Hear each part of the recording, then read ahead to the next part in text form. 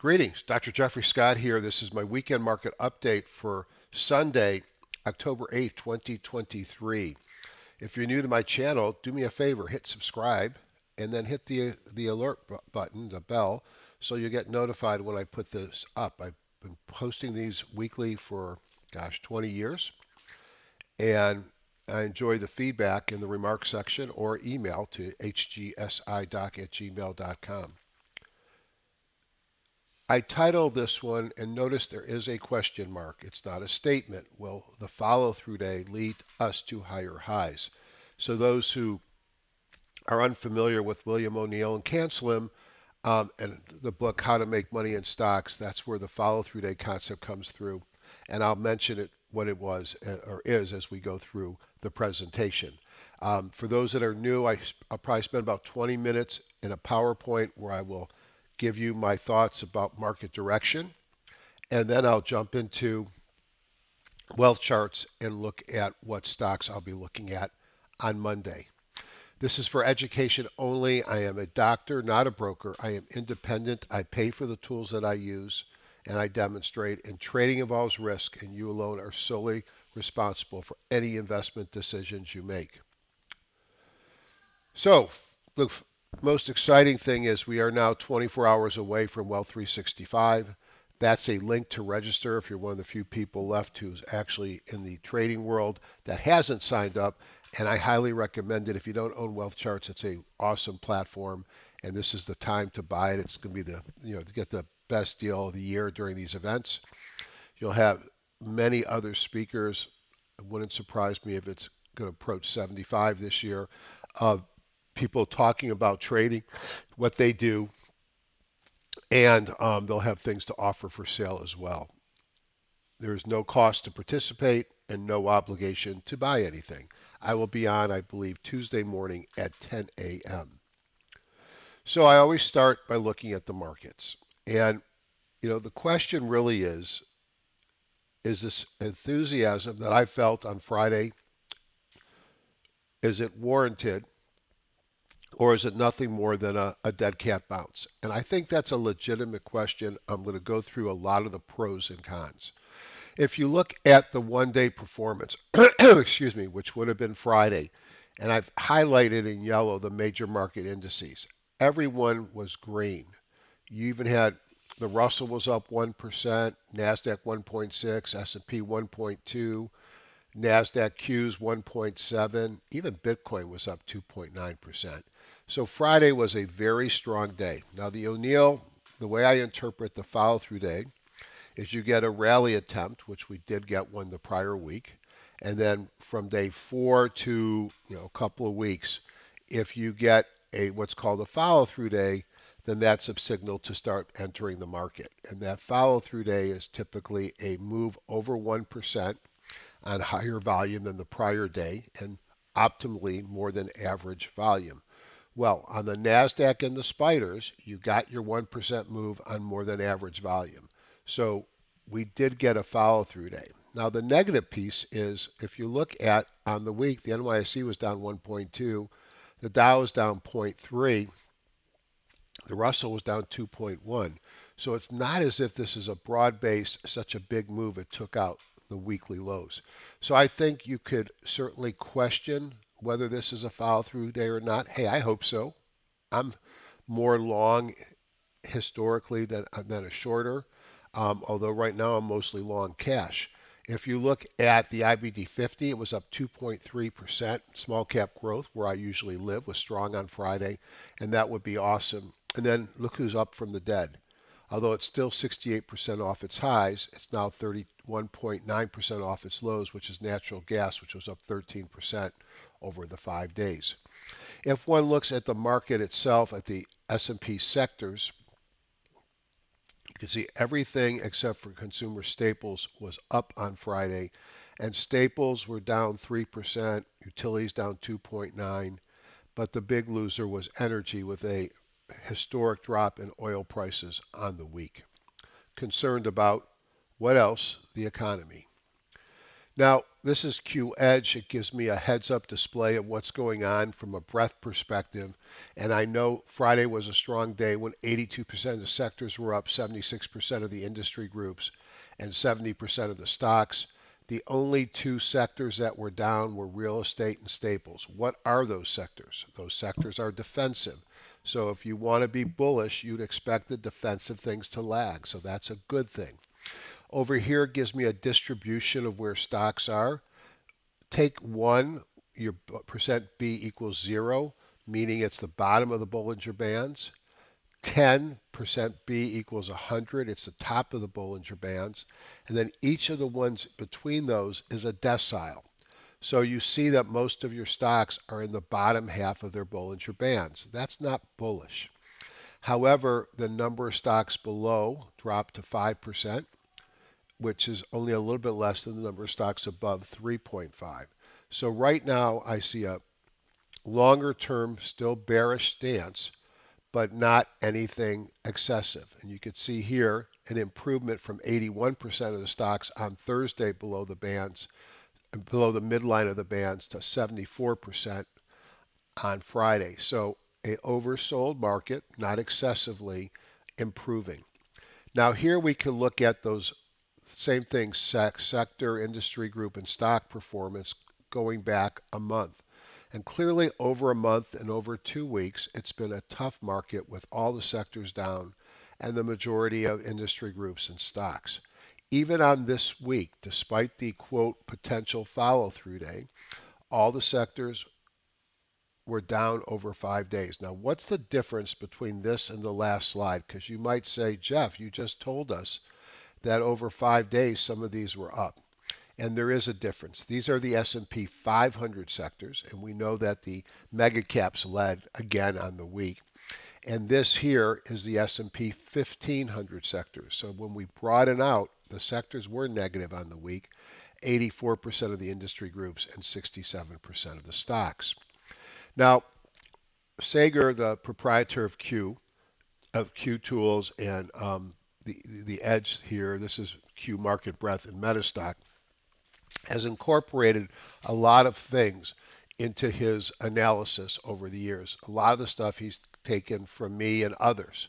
So I like looking at this slide every night because it gives me some interesting viewpoint of the market. Um, at the top is a number of stocks above their 50, 200, and in orange, the number of stocks, the 50s above the 200. This is held up in orange, but you can see the stocks above the 50 and the stocks above the 200 have come down. They've also come down going back through March, where they typically bounce from. Okay. The next we have advanced decline line. You can see very bullish at the end of the week. The volume up, down, bullish at the end of the week. The new high, new lows. You could see that the new low percent has dropped, but you haven't really had a big move.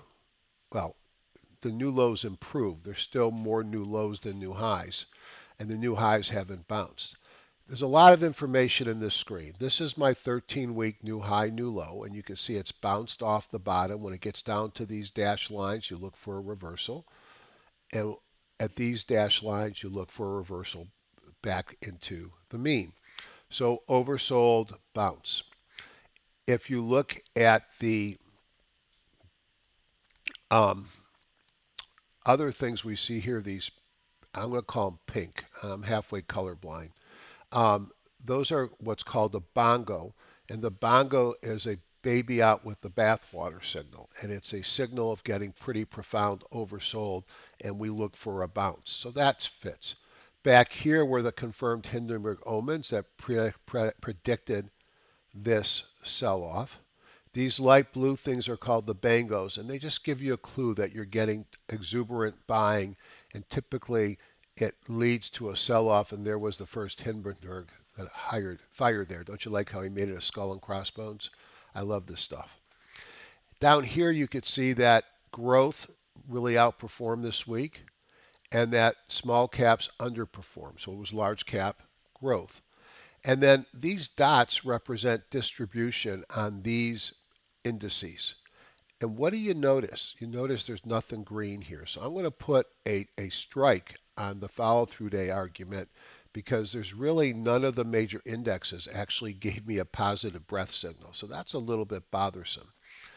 I can look at each of this on the NYC, the NASDAQ. I could pull up other indexes. But this is one glimpse that gives me a lot of information. The information here says, looks like an oversold bounce. Doesn't mean it's not the beginning of a major rally. We are certainly bouncing on support here. But for now, it's an oversold bounce. If I look at Nick Drendel's wonderful spreadsheet, so cheap. It's interesting. He spoke yesterday at an IBD conference that was online. I really enjoyed watching it, and he talked about journaling and how important it is. But I didn't hear him once sell his product, which is a journal. But it's a great journal. Maybe he was afraid to. So what did I learn from this thing here? Closing range. Everything closed near the high of the day on Friday. That's bullish. So put a check mark in the maybe this is real category. Good. Big moves, percent change. And notice these all open low. So we had that strong employment number and the market, pre-market sold off, opened down. And then unless you waited to to react, you would have gotten whipsawed. As you could see, the market had a major reversal. In fact, you could see the ARKK was up 3.6% from the open. Small cap growth was up almost 2%. The Qs were up 2.5%. Big range day closing near the top of the range. That's bullish. Price compared to the moving averages, everything's below the 50, where the Qs and the spiders are still above their 200. Okay, that's useful. This is also interesting. If you look at new high, new lows, and you look at anything from all time to annual 6-3 in 1 month, new lows are still massively kicking the butt of new highs. You would expect to see the new highs start to improve if we have a rally. If you look at the one-day performance of 25 different market ETFs or sector ETFs, China, software, cybersecurity, clean energy, internet, solar, uh, gold, and semiconductors. Biotech was up, but up a tad. The only thing down was consumer staples. That's interesting. So I get a lot of information on this $45 tool that doesn't require a data source. Now, things that bother me. On the left is the 10-year rate in white and the spiders in yellow. The 30-year on the right in white, the spiders in yellow. At what point will the markets be unable to rise with rates getting above 5% or approaching 5%? This has got to be a major concern on any market participant. You can go back in time and find periods where rates were 5%, markets did fine. But I think it's the fact that we entered 2022 at about 1.8% on the 30 year. We entered 22 at about 1.25 on the 10 year. And here we are approaching 5% as we exit 2023. I think that's the type of move that's caused the problem, especially when you get the periods of time where it just goes straight up as it is doing right now.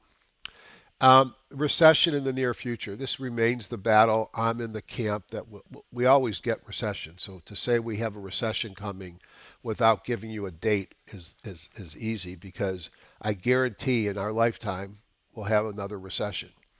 My guess is it doesn't happen until the presidential election's over. So maybe the first year of the next president or the redux of the prior presidents, because I think that's who'll be running, um, will probably have a tough time. Why? Because we are still inverted on the 10-2 and the 10-3, although the inversion's getting less. When do we cross over the midline? We cross over the midline when the Fed starts to massively cut short-term rates, which ultimately reverses the inversion.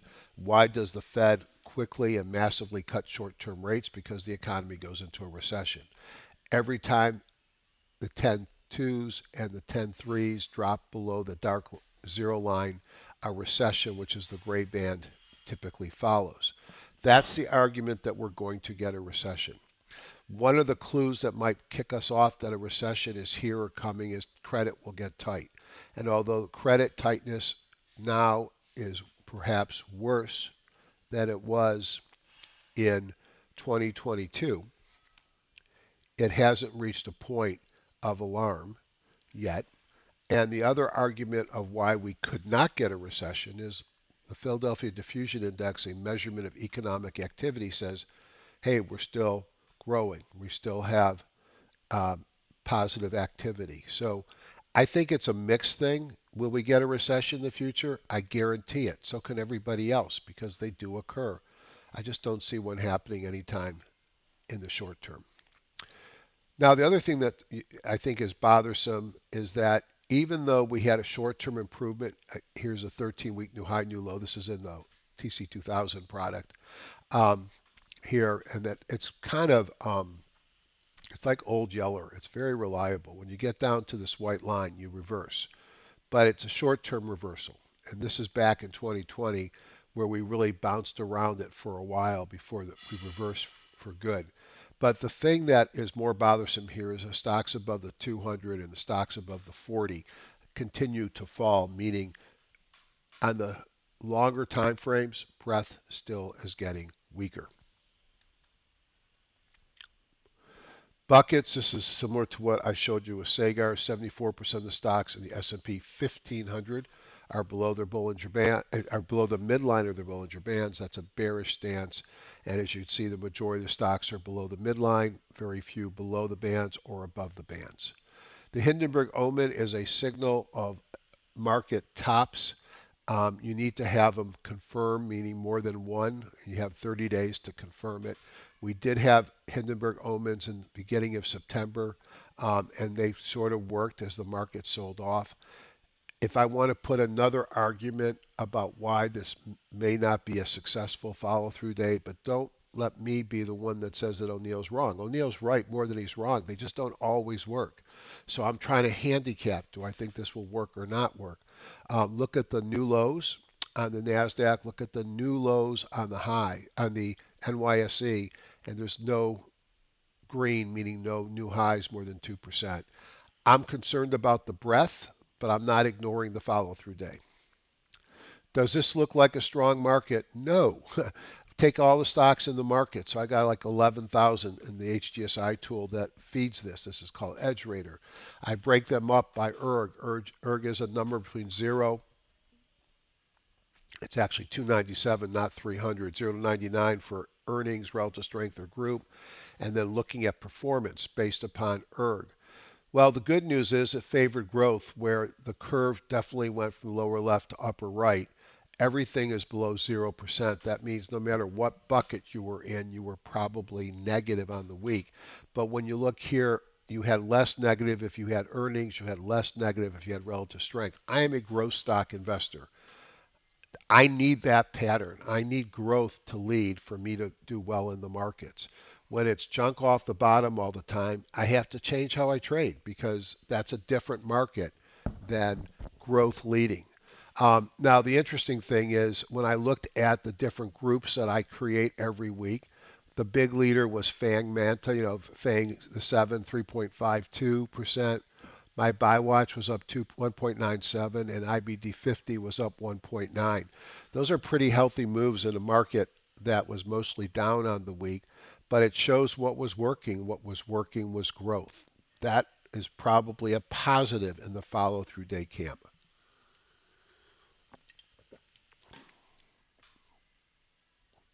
Know your news and your earnings. We have Fed speakers this week. We have Fed minutes this week. Don't expect big surprises there. They're going to say pausing, data dependent, and probably not done raising and keeping them longer. We also got PPI and CPI and some import prices, among others. So this could be a very volatile week on news. If we can get through it intact, that will give more credence to this follow-through day working. Earnings, not much this week. At the end of the week, we get some big ones, though. We get JP Morgan United Health Group, which has been doing very well despite the market, a bunch of banks, Delta Airlines, among others. So, as I said in the bottom right-hand corner 20 years ago, it's a judgment call to hold stocks over earnings. It's bad judgment to not know when your stock's earnings date is scheduled. A lot of stuff here. So followers of O'Neill's cancel methodology were energized on Friday with a follow-through day on the NASDAQ composite and the S&P 500. This is considered for many a strong sign to buy this market. Yes, I started nibbling. I see a lot of mixed signals, and although I started nibbling on Friday, I am concerned that this still could turn out to be a bull trap. As I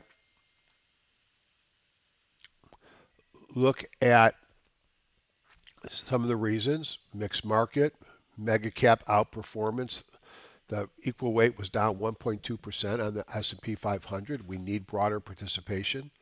Most sectors were down in the S&P 500 on the week. That's bothersome. Treasury yields are bothersome. And the employment number suggests we got more rate hikes. So this week, lots of news. As I mentioned, for me, I remain cautious despite the follow-through day. There is clear strength in technology and FANG stocks, so I am participating to the long side. But participating means I still am keeping a lot of cash on the side. If I see the markets broaden out, I will increase my participation. But I don't think this is an all-in moment just yet. There are some follow-through days that are more broad-based that I have gone from out of the market to margined. This isn't one of them. Yeah, I hope it becomes one, but I don't know. Again, remind you, the Wealth 365 event will be occurring October 9th through 14th. Hope to see you there. And I'll have the link to this in the description below my video. And then hopefully we'll do a live education program. I typically do one in December. I've just been so busy with work, grandkids, and new houses. Probably not going to have a chance to do one this year, unfortunately. So let me end the slideshow. Give me a second on that. There we go. So this is Wealth Charts. This is the sponsor of the Wealth 365 program.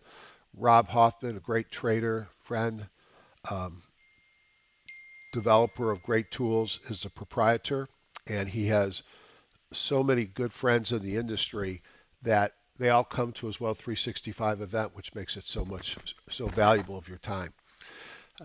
Looking at the 5 days here, this is the 29th, so this would have been last week, and then this starting here would be this week. And you can see on the intraday 5-minute chart, which I just used to understand the markets, Monday was a weak day, but not a big move.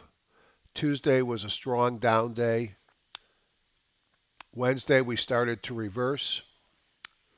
Thursday was pretty much a range bound sideways day. Friday we gapped down with the high employment, and then look at what happened around 10:30. Major rally and closed at the high of the session. That was a big move, and I guess I could put a check mark in the follow-through day market goes higher column because of the impressiveness of that move, but I am still not convinced. If we look at the spiders, you can see why this was an obvious place to bounce. Back here, you could see a congestion area right at this 420 line. In fact, I told some of my colleagues at work that I'll be buying or interested when it hits 420 on the spiders, and it hit 420 or close enough. It got down on one of the days. It was just a little bit above it. 420.56, I think, was the low. Natural place to bounce. What was resistance turns into support. Also notice the 200 is right here as well. So that is not a surprise. That is a very bullish close near the top of the day. Certainly would not be surprised to see it trade back up into the 50. So I think short term we could see some further follow through. And notice the volume here, which had to be greater than the prior day, which it was. In fact, you have to go back to this day here to see more or the same volume, but this met the criteria for a follow-through day. MACD is about to turn positive, which is also good to see. So S&P 500 was up on Friday 1.19%, and that's supportive of rally. The Qs never got down to support, which is a good thing, but they're right below resistance here, which is the 50. And let's see if it can't get through that level. Again, a very bullish candle. This is a EMS, which is one of my short-term signals. You can see the strength in volume. You'll notice the green nub in here is the daily bongo has turned green on both of them. And the Qs were up 1.66. The diamonds were a little bit more muted. They were up on the day 0.88%, again on good volume. They did not count as a follow-through day because they weren't up 1%. And notice this is the anchored VWAP to the 2022 highs. They got to get through that before we can pay much attention to them. They also got a 200 here and a 50. So I see a lot of overhead resistance short term on the diamonds, and we'll see if they can't break. The other thing is this here was a box that they were in for a while. So this line here, so I think we're range bound for now on the diamonds until it breaks above that.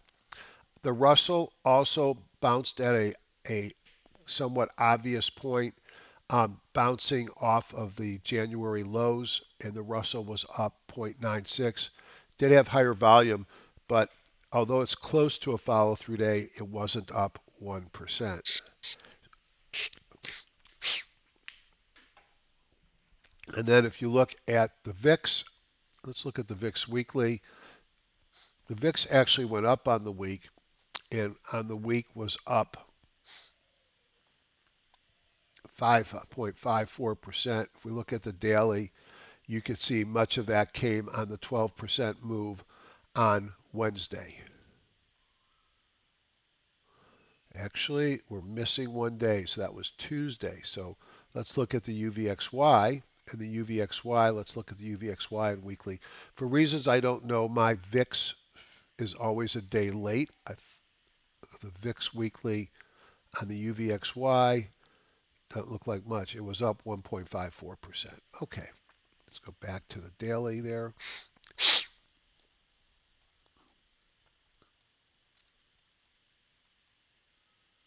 You can see it went up the most on Tuesday and then drifted down the rest of the week. The dollar also peaked here on Tuesday the 3rd, and this is one of the concerns in this market as this dollar is way stronger than I like it to see, and you have to go back to December of 2022 to get higher dollars. This dollar could certainly be resistant, or not resistance, but a dampening effect on the market recovery. This was the level that I hoped would hold. It did not. It would be nice to see the dollar come back, especially if you're bullish this market. The dollar has been really strong, so gold and silver, no surprise, have not been. They both rallied on the mild drop in the dollar on Friday. Oil, this was that massive sell-off from a high of 83.29 to a low of 73.34. In fact, let's just make that a weekly chart. 8.29%. That is not what you expect to see on oil. Now, the three headwinds that I called out, dollar, oil, and 10 years, well, two are improving. From the dead has arisen natural gas. It's moved up to the 200. It was up on the day another 4.5% on Friday. And again, let's look at this one on the weekly. And all I'm going to do here is make another chart. Let's just make that, that didn't do what I wanted to do, so let's just make it weekly. And you can see on the week, 13.32%. So we'll see if natural gas is coming alive here. If it is, companies like Chesapeake and Range Resources might benefit from that. And then we have the 10-year, so here's the third one with a reversal candle. This box here goes all the way back to 2007. This was the highs in October, And then you have to go back to 2007, just trust me on that, to see rates at this level. So rates, oil, dollar, they all were good if you're bullish the market and you want the follow through day to be real. I hope so. I want it to be real. What else can we look at? My weekly market timing. Still, the spider is still below the moving average. Weekly bond goes red. It's still a sell signal, but notice how it's bouncing off support. This is a more of a macro model. I do look at shorter term models, things like that follow through day, which are telling me it might be okay to nibble, but be careful. The Qs are above the moving average. That's great, but the bond goes red, so I put a yield sign. Both the Russell and the Diamonds are below the moving average with red bongos, and so they're still in, by my model, sell signal. If I look at the S&P sectors, the most outstanding thing here is look at staples. Here, this is ratio charts of a sector versus the spider. You can see ratio charts have died. Utilities are down, real estate are down, and the only somewhat defensive play that's up is healthcare. That's probably a lot of that is United Healthcare and other insurers. Look at the strength in technology, but the big strength is communication, which to me they're closely related. And look at FANGs versus the spider. So we're back to large cap tech being the leadership. If we go into my scanners, let's look at the heat map to start, and let's look at the spiders.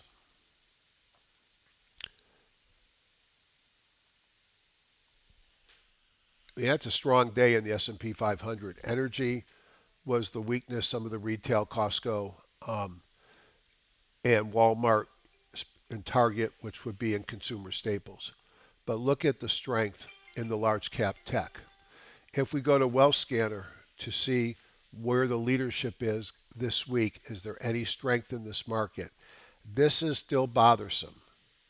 If we were expecting to see the markets break out higher and for this follow through day to quote work, I'd expect to see some emerging leadership. I'd expect to see something to the long side with a wealth score of over 4 or 500. What I see is 800 for short treasuries. That goes up in a bad market.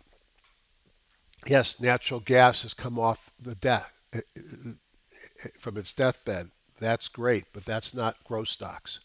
Short ARKK, and that looks like a reversal candle that would be good right at that 200. But these are not bullish instruments. So the first thing I notice is, wow, there's nothing above 400, 500, 600, 700, or 800 that would tell me the market has some strength. And when I look at my time frame, I'm looking at relatively short time frame. I'm not looking at weekly or monthly. So that is concerning. But if we're bouncing off the bottom, maybe I shouldn't be too surprised. Just historically, you start to see some green shoots even before the overall market turns. So that bothers me.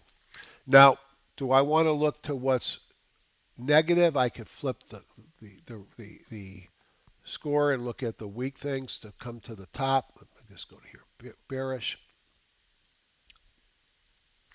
And we're going to see a lot of the usual, home construction is now the weakest group.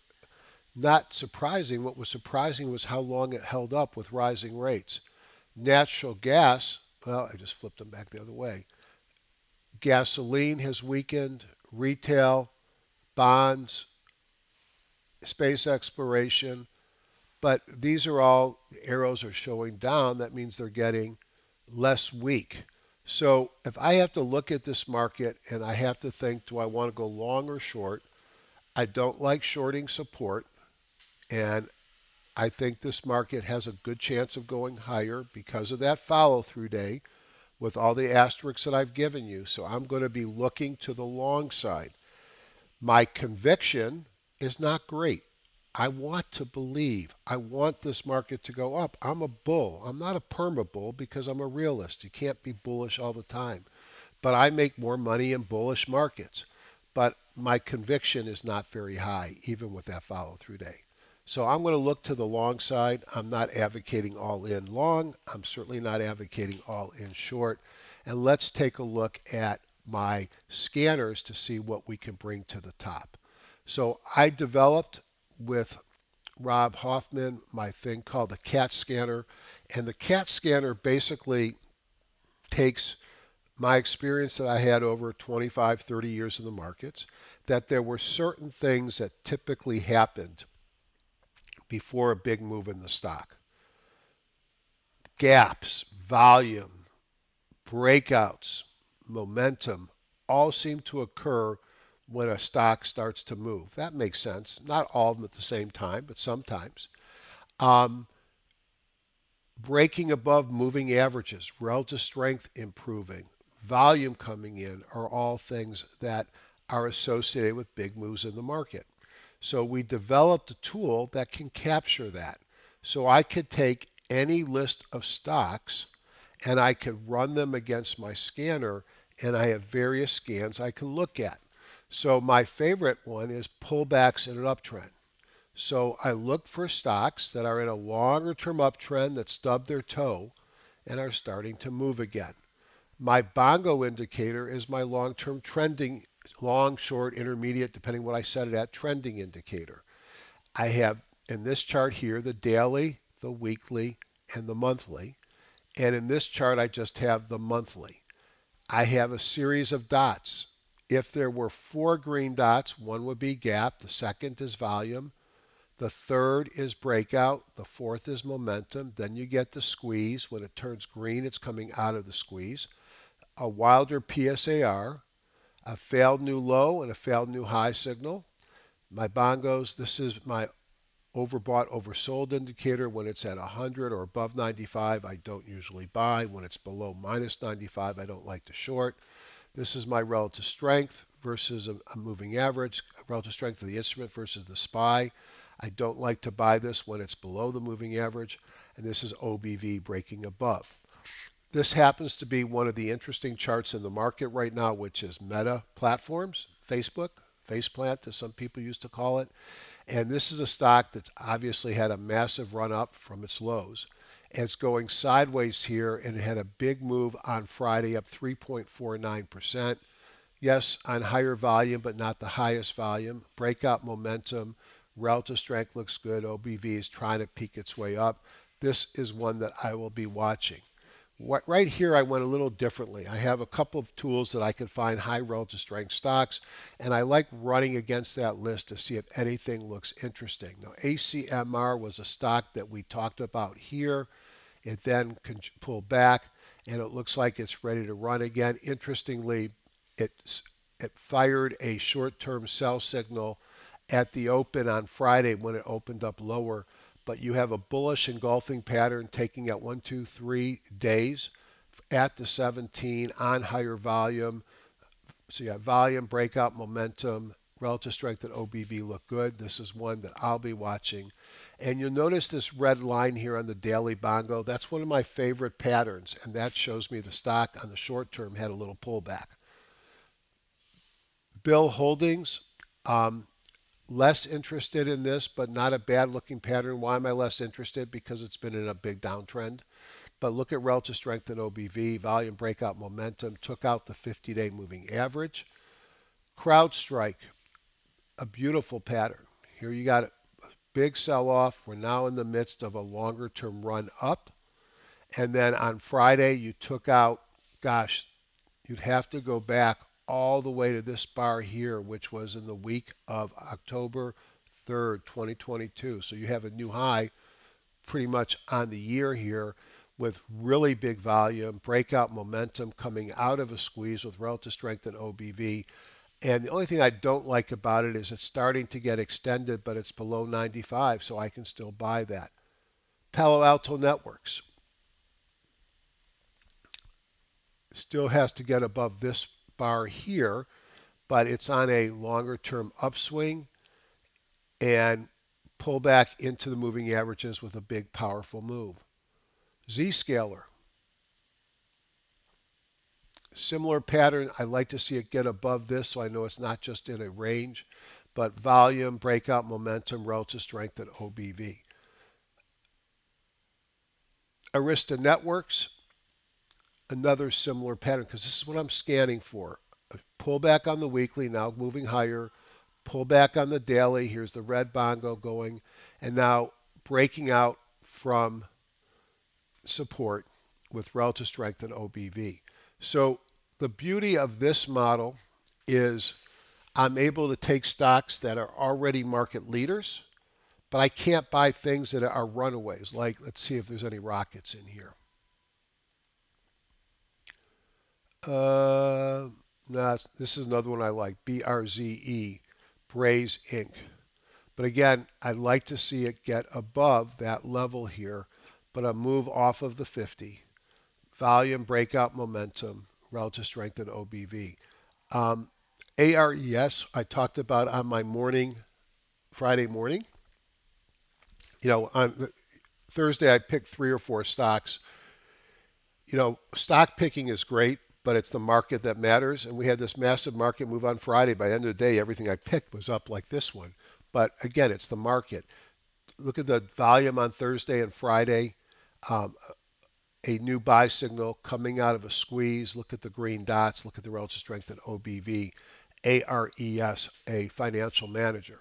So on some days, especially if I think growth is going to start to work, I'm not sure I do much more than what I just did here as I went to my high relative strength leaders group and found the stocks that were leading.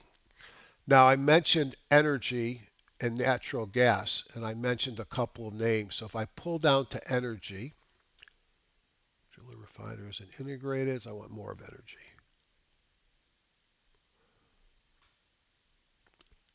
Pioneer, this is, I think there were 2 other reasons why the market did well on Friday.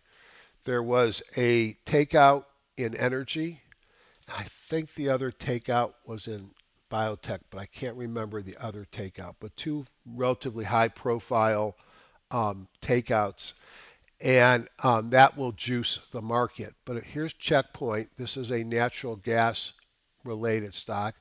Now, you're not going to find a beautiful pattern here because, hey, this thing has been, the natural gas prices are in the toilet. But you had a beautiful move on Friday, taking out the moving averages, volume breakout momentum, relative strength, and OBVs trying to catch up. And the other one I mentioned was Range Resources. And you can see Range Resources also took out the 50 on volume. And you can see OBV and relative strength look great. And these are not stocks that are extended. Um, Communication stocks looked good. Let's see what was in that group.